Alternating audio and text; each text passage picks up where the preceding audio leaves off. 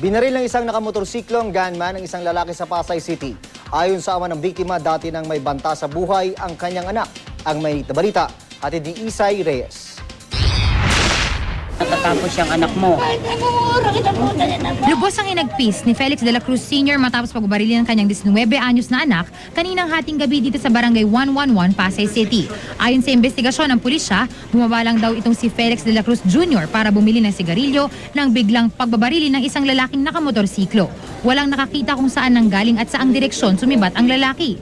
Pero matagal na raw may nagbabanta sa buhay ng biktima dahil sa isang maselang alitan. Kasi may nagbanta na nga ako dyan. Kaya hindi ko lang masabing pangalan ko sino. Ganyan 5,000 ko lang. 5,000 ko lang. Ano po sinabi? Tatatarang kita ng bala. Matagal na ho yung sinasabi yun. Ngayon lang na-tsempuan. Kaya hindi ko nga pinababa yung anak ko sa itaas eh.